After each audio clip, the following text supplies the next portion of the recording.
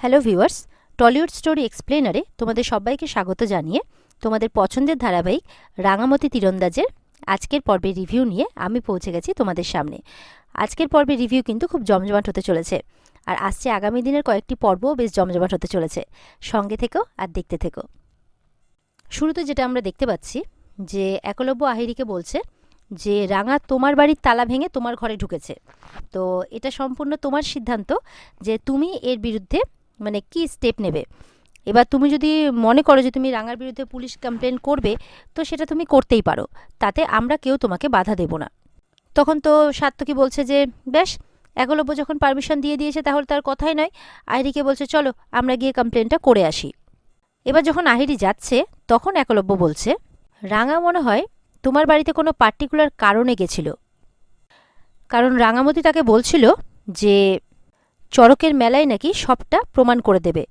আর রাঙার মুখে চোখে কিন্তু মানে কোনো ভয় ডর কোনো অপরাধবোধ কিচ্ছু ছিল না, ছিল হচ্ছে সততা, একটা কনফিডেন্স ছিল যেন কোনো সত্যি সে জানে, সেই প্রমাণটা সে সবার সামনে দিতে চায়। সেই জন্য আমাদের বাড়ির সবাইকে সে যেতে বলছে সেখানে, এমনকি তোমাকেও নিয়ে যেতে বলছে।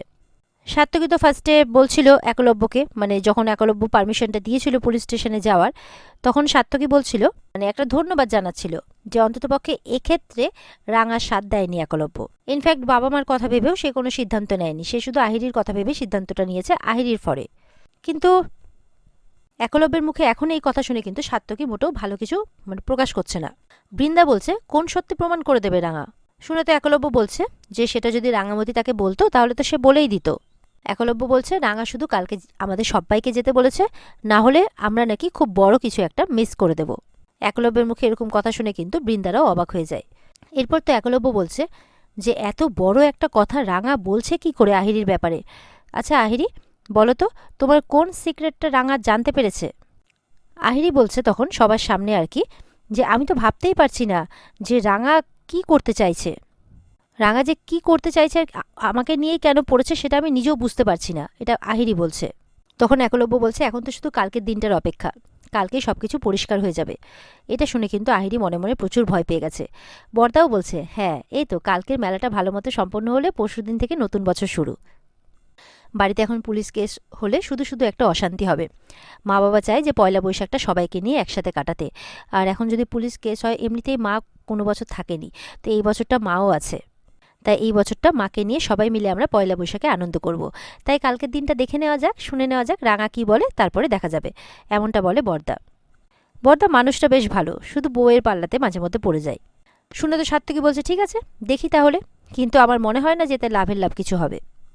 শুনে তো বৃন্দা বলছে ঠিক আছে, আর একটা দিন পর পুলিশের কাছে গেলে কি এমন মুশকিল হবে বা কি এমন অসুবিধে হবে, ঠিক আছে অসুবিধে নেই, দেখা যাক রাঙা কাল কি বলে। আহিরি তো এবার মনে মনে ভাবছে যে রাঙা না জানি এবার কি প্ল্যান করছে, ওকে ওর কিছু করার আগেই তার সবটা প্ল্যান ভেস্তে দিতে হবে, এমনটাই মনে মনে ভাবছে আহিরি। ওদিকে দেখা যাচ্ছে রাঙাকে চড়কের মেলার জন্য রাঙা সাজছে, মা দুর্গার রূপে সাজছে রাঙামতি। আর সত্যি সেই সাজে যেন রাঙাকে মানে একদম মা দুর্গাই লাগছে, একদম যেন মা দুর্গার রূপেই মানে রাঙা সামনে এসেছে সবার। এদিকে দেখা যাচ্ছে বাড়ির সবাইকে নিয়ে একলব্য সেই মেলাতে এসে হাজির।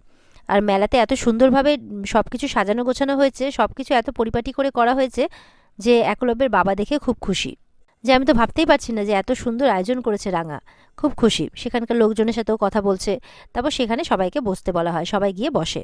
একলব্যের বাবা বলছেন যে শুরুতে আমার আসতে ইচ্ছে না করলেও এখন তো এসে বেশ ভালোই লাগছে। তো সবাই এরপরে বসার পর একলব্যের মা কিন্তু মনে মনে ভাবছে যে রাঙা কোথায়, ওকে দেখতে পাচ্ছি না কেন, না জানি ও কি প্ল্যান করার কথা ভাবছে। ওদিকে দেখা যাচ্ছে ভূদন কয়েকজন ছেলেকে রাঙার কাছে নিয়ে এসেছে, আর রাঙা তাদেরকে সম্পূর্ণ প্ল্যানটা বলে দিয়েছে যে কি করতে হবে, সেই অনুপাতেই তারা কাজটা করবে বলে। রাঙা বলছে যে খুব সাবধানে কিন্তু কাজটা করতে হবে যাতে কেউ কিছু বুঝতে না পারে।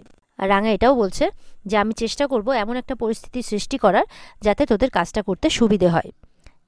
এরপর তাদেরকে নিজের নিজের মতো জায়গা নিয়ে নিতে বলে। এদিকে তো ক্লাবের যারা আয়োজক তারা কি করে, নাচ গান শুরু হবে বলে এরকম একটা অ্যানাউন্সমেন্ট করছে। এরপর কিন্তু সেই মতো নাচ গান শুরু হয়ে গেছে। ভূদন এবং তার দলবল তারা এক একজন এক এক রকম করে সেজে এসেছে, আর রাঙা তো সেজেছে মা দুর্গা রূপে। এরপরে সেখানে সবাই মিলে নাচ গান করতে থাকে, তো নাচ গান করছে, বাড়ির লোকও বেশ ভালো এনজয় করছে। এদিকে কিন্তু রাঙা কি করছে, নাচ করতে করতে আহিরির কাছে চলে আসে, আর আহিরিকে ত্রিশূল দিয়ে কিন্তু ভয় দেখাচ্ছে। একলব্য সেটা দেখছে। এরপর রাঙা সেখান থেকে চলে যায়, তো সবাই ব্যাপারটা ক্যাজুয়াল নেয়। এরপর কি করে, রাঙা বাড়ির লোকজনকেও নাচতে বলে, তো সবাই মিলে উঠে তখন আনন্দ করে নাচ করতে শুরু করে আর কি রাঙাদের সাথে। দেখা যাচ্ছে রাঙারা তো নাচ গান করছে, আর ওদিকে কিন্তু সুব্রতকেও দেখা যাচ্ছে। ও কিন্তু মোটামুটিভাবে একটা আলাদা রকম সাজ পোশাক সেজে সেখানে এসেছে। না জানি সে এবার কোন প্ল্যান করতে এসেছে, কোন প্ল্যান নিয়ে এসেছে কে জানে। সুব্রত কিন্তু সমানে রাঙার দিকেই নজর রেখেছে। এরপরে একলব্য উঠে নাচ গান দেখছে, পাশে আহিরি দাঁড়িয়ে আছে। এরপরে কিন্তু সুযোগ মতো রাঙার লোকজন আহিরিকে মানে মুখ চেপে ধরে ভেতরে একটা ঘরের মধ্যে নিয়ে চলে যায়। আর এই সবটাই কিন্তু সুব্রত ফলো করে। আর এদিকে হঠাৎ একলব্য তার পাশ ফিরতেই দেখে আহিরি নেই। তখন আহিরিকে না দেখতে পেয়ে তো কোথায় গেল চারিদিকে খুঁজতে থাকে। চিন্তায় পড়ে যায়, আহিরি বলে ডাকছে, কিন্তু কোথাও খুঁজে পাচ্ছে না। এরপর ওই ছেলেগুলো কি করে, আহিরিকে তুলে একটা অন্ধকার ঘরের মধ্যে রাখে। আহিরিও চিৎকার করছে যে আপনারা কারা, কেন তাকে এভাবে এখানে নিয়ে এসছেন, এই কথাগুলো বলছে। আর কি চায় তারা। ঠিক সেই সময় কিন্তু রাঙা সেই মা দুর্গার সাজে তীরধনুক হাতে নিয়ে সেখানে উপস্থিত হয়, মানে আহিরির কাছে। আহিরি তো দেখে অবাক, ভেবে নাই যেটা রাঙারই কাজ। আহিরিকে বলছে রাঙা যে তোর মুখ থেকে সত্যিটা শোনার জন্যই তোকে এখানে নিয়ে আনা হয়েছে। এরপর রাঙা আহিরির সামনে এসে বলছে যে সত্যিটা স্বীকার কর, তবে কিন্তু তোকে এখান থেকে যেতে দেব, না হলে কিন্তু দেব না। দেখা যাচ্ছে সেখানে যে সত্যিটা মানে জানার জন্য আর সবাইকে দেখানোর জন্য সেখানে আগে থেকে রাঙা ক্যামেরা ফিট করে রেখেছে। একলব্য কিন্তু অলরেডি আহিরিকে খোঁজাখুঁজি শুরু করে দিয়েছে বাইরে।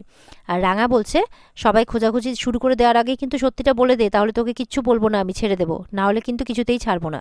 ওদিকে একলব্য তো বড়দা বড় বৌদি মানে সবাইকে জিজ্ঞাসা করছে একে একে যে তারা কেউ আহিরিকে দেখেছে কিনা। এরপরে তো বৃন্দা মানে সবাই অবাক হয়ে যায়, কি ব্যাপার আহিরি কোথায় গেল।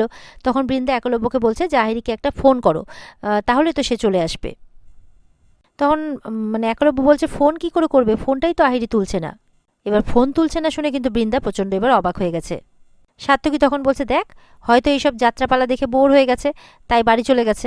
তখন একলব্য বলছে যে বাড়ি চলে যাবে, না না আমাকে না জানিয়ে চলে যাবে, এরকমটা তো হতে পারে না, এরকমভাবে বলছে একলব্য। এবার কিন্তু সবাই মিলে একলব্যের মানে এই ব্যাপারটা আর কি একলব্যের বাবাকে জানায়। এরপর তো পুরো বাড়ি শুদ্ধ লোকের মধ্যে হইচই পড়ে যায় এটা নিয়ে যে কোথায় গেল। এরপরে কিন্তু একলব্যের বাবা একলব্যের মাকে কানে কানে বলছে রাঙা যেরকমটা প্ল্যান করেছে সেই মতোই সব কিছু হবে তো, আবার হিতের বিপরীত হয়ে যাবে না তো। যেটা মনে হচ্ছে শুনে যে মানে একলব্যের বাবা মা সবটাই জানে। ওদিকে আহিরি রাঙা মতো বলছে যে এই সমস্ত প্ল্যান করে সে আহিরিকে এখানে এনে ভয় দেখাচ্ছে।